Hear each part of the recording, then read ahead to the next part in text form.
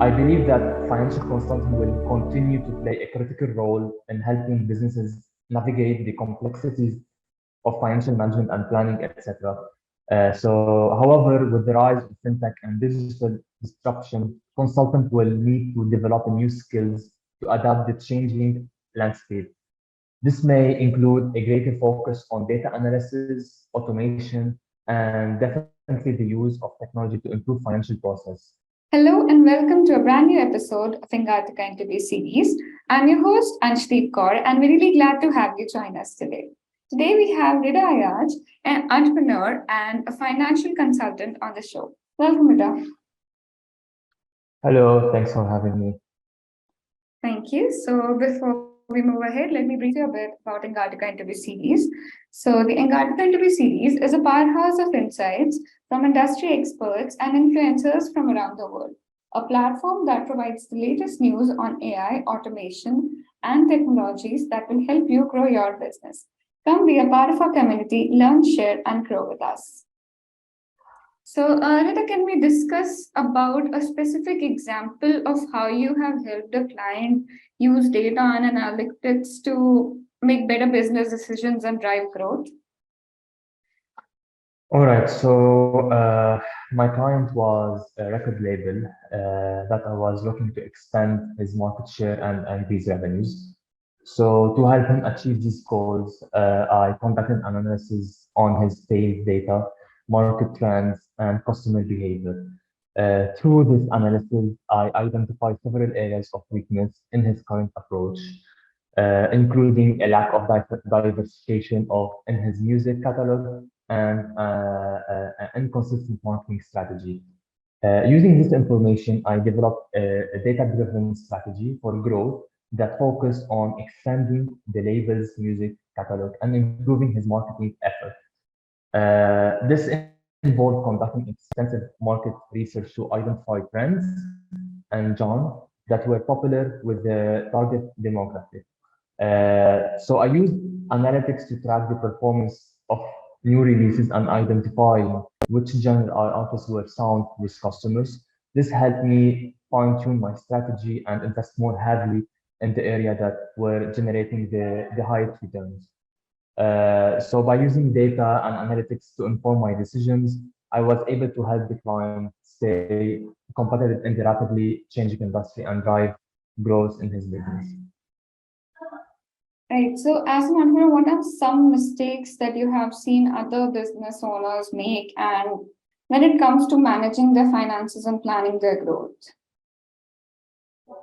Okay, I see a lot of mistakes, but I will focus here on two common mistakes. So many entrepreneurs make the mistake of non-allocating their costs correctly, specific in the beginning stage of their businesses. So this often leads to underestimating the initial cost of starting the business, which can result in financial instability and cash flow problems. So it's very important to accurately forecast the initial cost of the starting any business and ensure that you have enough capital to cover this cost. Uh, Another common mistake that entrepreneurs make in investing, it's similar to the first one, is investing too much in added features and product development without considering customer feedback. So it's very important to prioritize customer feedback and adjust the product or service based on what customers actually wants and needs. This will help to avoid wasting resources on features that don't add value for the customers and instead invest in areas that will help the customers base and definitely to increase revenues. Okay, so how do you balance the need for short-term financial gains and long-term strategic planning when working with the SMEs? Okay, so to balance the need for short-term financial growth with long-term strategic planning when working with SMEs, first of all, I'll develop a financial forecast that considers short-term goals and long-term objectives. Then I prioritize short-term financial goals financial gains that align with the long-term strategic vision while making adjustments as needed based on monitoring my progress. So here I follow four steps. The first one is to set achievable short-term goals. Second, to conduct regular financial reviews to ensure that I'm making progress through my short-term goals. Third, invest in the right areas. And fourth, communicate the plan to stakeholders. This to ensure that everyone is on board with my strategies. Right. So, can you discuss a time when you had to navigate a particularly complex tax or regulatory issue for a client, and how have you helped them overcome it? Sure. I worked with a music industry client who was facing a complex regulatory issue related to royalties and copyrights. The client had been receiving royalties from a third-party music distributor, but had not been accurately tracking and reporting his earnings. So to help him overcome this issue, I conducted a detailed analysis of their financial records, including contracts with the distributor and music industry regulation. So I identified areas where the client was not in compliance and developed a strategy to correct the situation. So, so this includes implementing the new tracking and reporting systems, negotiation with the distributor to ensure accurate payments, and communicating with industry regulation body to ensure ongoing compliance.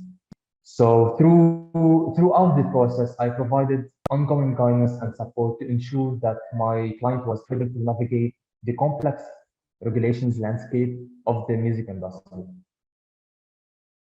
Okay.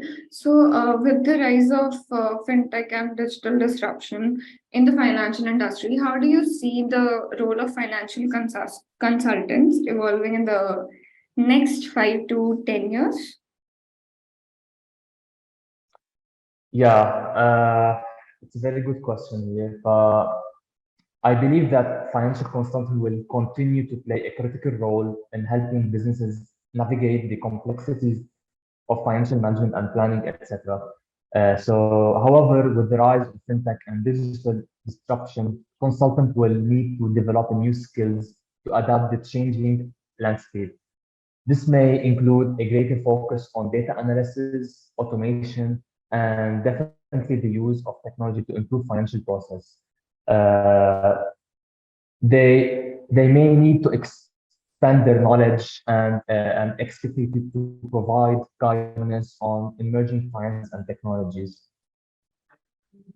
That's interesting. So, are there any other soundbites you'd like to share with our audience?